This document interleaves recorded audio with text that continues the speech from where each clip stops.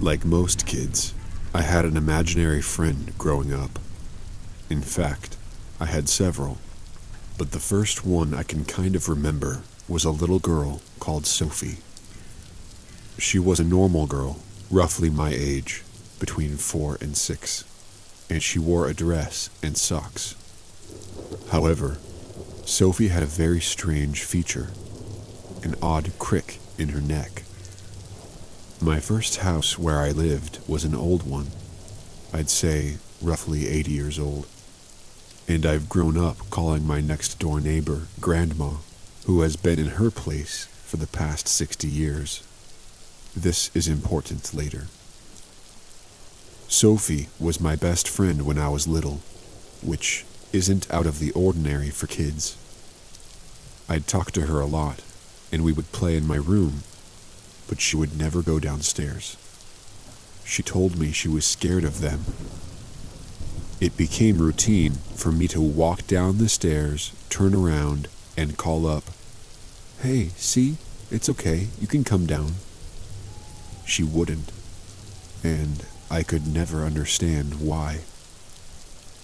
The older I got, the less I saw Sophie, and eventually I did forget about her. That was until Mom and I visited Grandma after moving house, and were reminiscing about my childhood there. That's when Mom brought up what had become my staircase routine when I was little, which led Grandma to question, "Who were you talking to?" I replied, "Oh, Sophie," and proceeded to describe her. Grandma went quiet. "You know, when I first moved into this house, my neighbors were in the process of moving out. They had a daughter who had tripped and fallen down the stairs around a month prior, and sadly she didn't survive the fall. She broke her neck."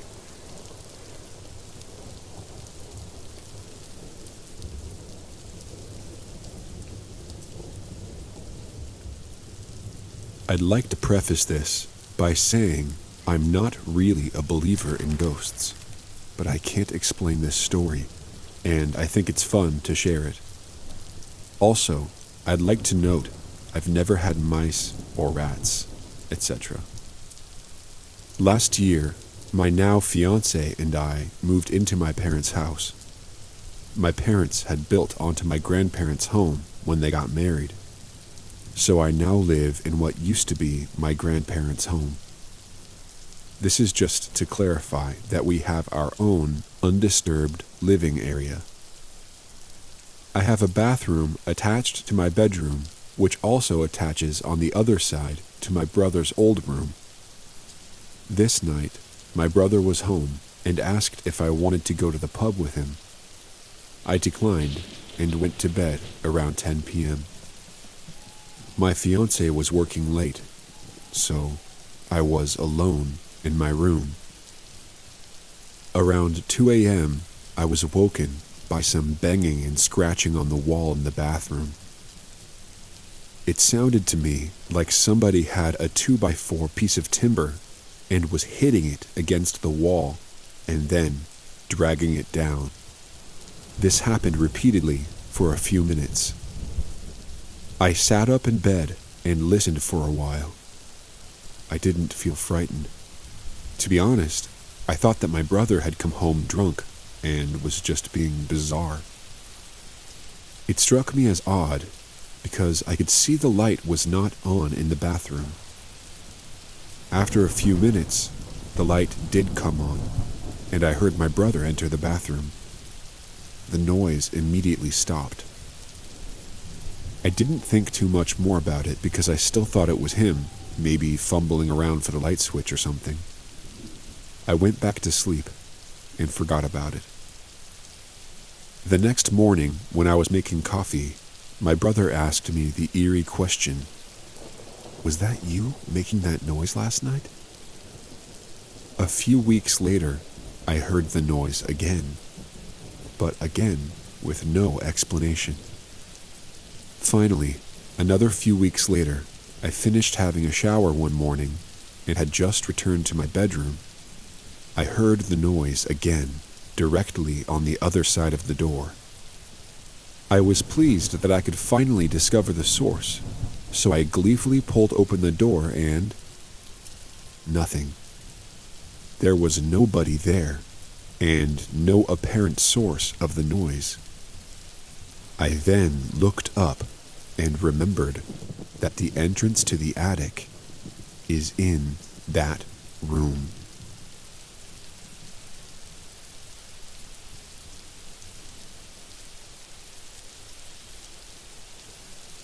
When I was young, up until I was about 9 years old, I had a really hard time sleeping in a room by myself. So every night, one of my parents would stay with me in the living room until I fell asleep, and then eventually take off to their room, leaving me sleeping in the living room. Most times, though, I would still end up waking up in the middle of the night and quickly heading over to their room through the hallway, passing by my family room to sleep in their room beside their bed. Well, one night, I woke up and started heading over to their room. But as I was passing by the family room, I saw my mom in there staring out the front window of my house. So instead of going to their room, I walked over to her. She turned and looked at me, but when I saw her face, I realized the woman who I was looking at was not my mom. When I realized it wasn't her, I just stepped back and froze. She looked at me for a couple of seconds, then went back to looking out the front window. After that, I just turned around and very quickly went to my parents' bedroom and double-checked that my parents were both in their bed. They were. I didn't wake them up because before this occurred, I used to always wake them up when I went to their room, and they told me to stop and just lay down. So for the rest of the night, I just laid down, forcing my eyes closed, trying to avoid seeing the hallway with the family room until I was able to sleep again. I told my mom in the morning, but she just assumed it was a bad dream and didn't think anything more of it. Thinking about it still gives me goosebumps because it couldn't have been anyone who was supposed to be in the house at the time. But now, I believe whoever or whatever I saw that night might have been protecting us. Maybe I shouldn't have been scared of her for so long after that, but instead, whatever she was staring at outside that window.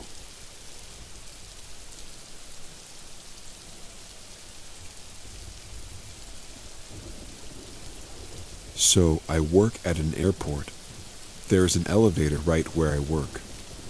The elevator only goes to 2 floors. The elevator dings when the elevator is on that floor. So the other day, I'm sitting watching Netflix on my laptop at my desk. It sounded like someone hit the button and it dinged, then opened. It stayed open for a minute. I looked at it confused and looked in it, but no one was there, and no one had come out. So today, I was working with a coworker, and it did it again. There is no way someone upstairs could have pushed it because it was already on our floor, meaning someone had to push the button that's right in our face, or there was someone inside. One of my coworkers won't work at night because she was closing and she said the elevator opened and she heard a giggle. No one was there. Needless to say, I can't even work somewhere without it being haunted.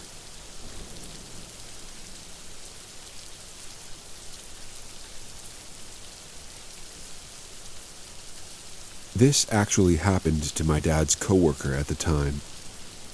In our small town, there is an old 19th century mansion that was used as a hospital during the American Civil War.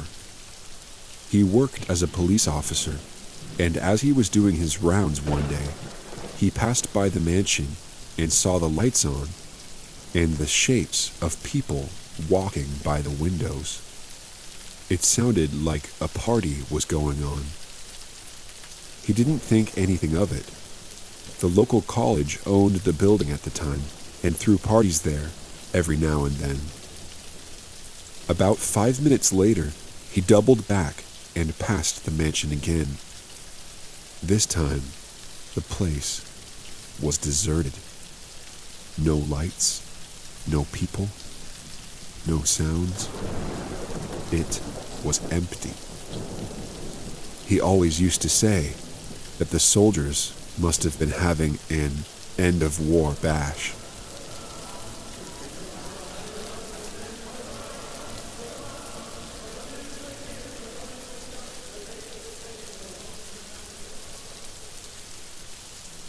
So, back in high school, I was a rather shy girl.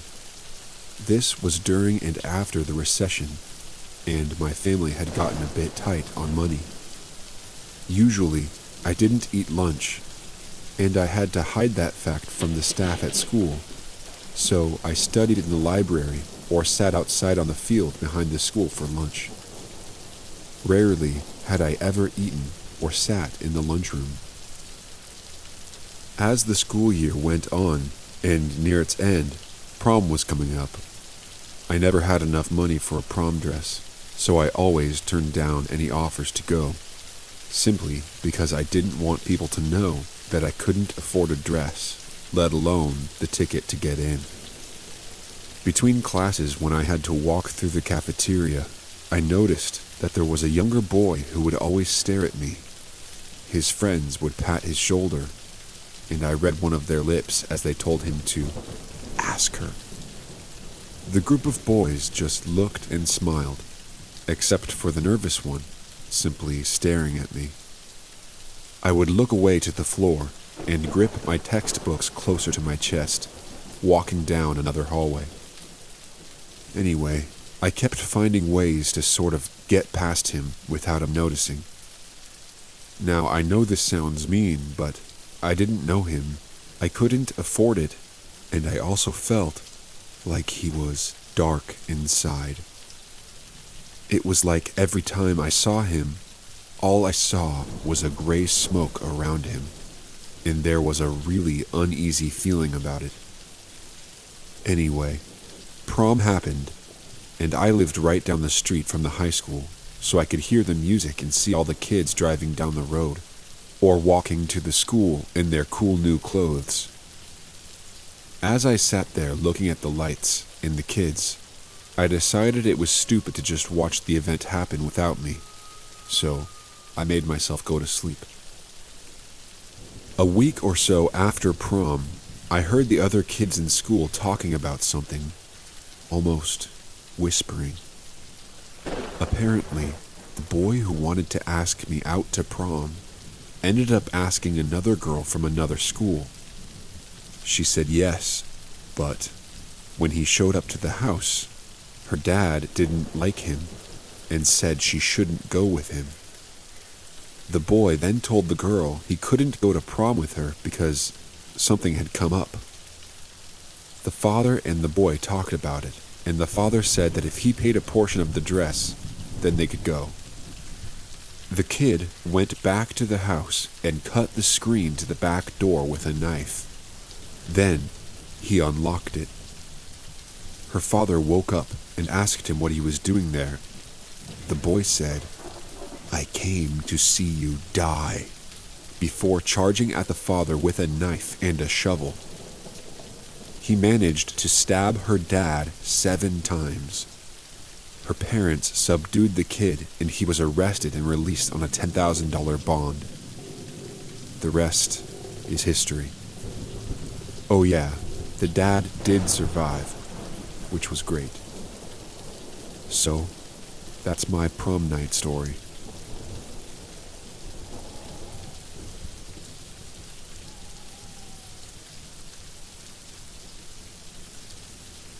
About 2 years ago, I moved from my college town in Arizona to Woodland Hills, California for my new job. I was 21 and living alone in a studio within 2 blocks of an outdoor mall and gym. The apartments were older, built in the mid-70s, but well-maintained, with a fence and cameras around the entire complex and gated entrances. It was a fairly nice area, mostly young professionals and families, and felt pretty safe. But after this incident, I refused to leave my apartment complex alone after dark. One night, I decided to take a walk after my workout. It was barely nightfall, and still fairly warm. I grabbed my water bottle and started walking past the gym in the opposite direction of my apartment. I walked for a little while, turned around, and started walking home. That's when I noticed a white Escalade with completely blacked out windows that had passed me previously pass me again. They drove down to the light and made the turn, so I thought nothing of it. Only when I saw the car for a third time did I start to panic. By this point, it was well past dark, and most people were headed home from the gym and the outdoor mall. I was still a few blocks from the gym, and the car kept driving past, slowing down, and speeding back up if they saw anyone around. I cut through a parking lot to try to get to the closest store open, a McDonald's. Before I knew it, the Escalade was back and in the parking lot between me and the McDonald's. The car started slowly circling the parking lot, and the windows rolled down part way to reveal 3 men in their 30s or 40s just staring at me. At that point, I was frozen and decided to stand under a light by a closed store while frantically trying to call my friend from the apartment complex to come get me. My mom, friends from other states, anyone, so I wasn't as alone. The Escalade kept circling, slowing down to barely an idle every time they passed me. I saw the door of McDonald's open and a younger guy come out, clearly done with his shift and headed to his car. I started yelling for him to wait and that I needed help, and took off running towards him. The Escalade sped out of the parking lot, back to the nearest light, and turned again. I apologized to the younger guy for scaring him and asked if he could please walk me to my gym, thinking the men were probably gone and I could wait a few minutes there before walking back to my apartment. We got to the gym, and he made sure I felt safe there before going back to his car. I waited for 10 minutes, still trying to reach my friend who lived in my complex so he could come get me. I wasn't able to get a reply from him, so I called one of my girlfriends from back home to talk, and started walking the rest of the way home. I got past the main intersection before the car turned down my road and started following me again. My heart sank, and I had a horrible feeling that if I didn't get inside the gate before they got to me, I'd never be seen again. I broke into a sprint and screamed into my phone, "I'm being followed!" and for my friend not to hang up. The gate had just started to close behind another resident's car, and I barreled through it, sprinting the full way back to my apartment and locking the door. About 3 hours later, I went to take my dog to go potty before bed, and out of curiosity, or sheer stupidity, I walked back towards the gate I came running through, still safe within the fence. I saw the Escalade parked on the other side of the road, waiting just outside the camera's field of view. I calmly turned and walked my dog on the interior of the apartment complex, out of their sight. They came back to the same spot every night for several days, and then I never saw them again.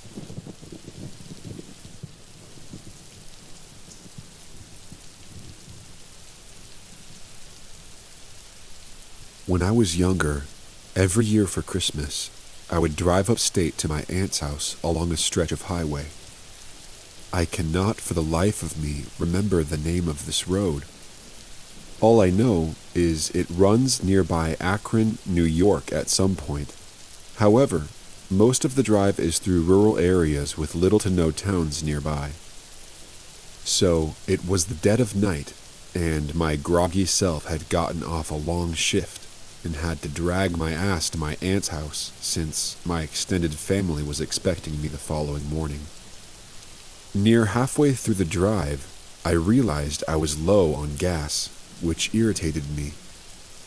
My brother told me he had filled it up the day before, so he either forgot or he was straight lying. I saw an archaic-looking sign for a gas station off the next road. It wasn't an official road sign, but literally a pole with a slab of metal attached with "Gas off next exit," or something along those lines, painted on it. That seemed a little sketchy, but people do the same thing with fruit stands on highways, so whatever. I pulled off the next exit on some dilapidated country road through dense woods. The whole thing was creepy and surreal. I kept expecting Leatherface to come running out of the trees with a chainsaw. Anyway, eventually I came to the gas station and realized quickly it hadn't been open for years. It was all rusted and the convenience store's roof was caving in. The gas pumps had all been taken out as well. I pulled over next to it and checked my gauge. I would probably only make it another half mile before running out. So I called AAA, and they said they'd send a truck over. Now, I played the waiting game. I left my engine on because when the headlights were off, everything was pitch black, and my paranoid self wasn't sitting next to an abandoned gas station in the middle of a forest in complete darkness. So, most of the wait went uneventful until I sense movement around the outside of the old store, where my lights are pointed. I look up, but didn't see anything more, so I look back down at my phone. Then, over the sounds of the night, I hear someone yell, "Hey buddy, come here," in a demanding tone. I look up, and I kid you not, there is a dude standing by the old store, looking towards me, illuminated by my headlights. He looked like a run-of-the-mill homeless guy. I was honestly spooked, and figured he must have been squatting there. Still watching him, I rolled down my window and yelled something like, "Yeah, what's up?" Still mentally crapping myself. I had my foot ready to floor it out of there at the first sign of trouble. "You got any change?" "Nah, I don't. Sorry, man." I look up at him. He has this kind of vacant expression and is standing stiff. Then I see more movement. There are heads. About 20 or so heads peeking around trees beyond the man I'm talking to. I can't see them clearly at all, but they are definitely people. Literally just heads staring in my direction from around the trees. I see another guy beginning to walk from around the gas station, and then I turned around and sped off. I got as far away from that place as my tank could carry me, and updated AAA on my location. The driver came back over and filled me up, and I didn't say anything. But after he left, I wanted to call the cops. So I called the nearest town's sheriff department. They said they'd send a trooper over and I gave them the location. When I got to my aunt's house, they called me back and said whoever was there was gone, but they could tell a large number of people had been living there for a while. Blankets, canned food, the usual. The whole situation still freaks me out, but frankly, I can consider myself lucky. I'll always have such a creepy story to tell. I'm just glad nothing bad happened.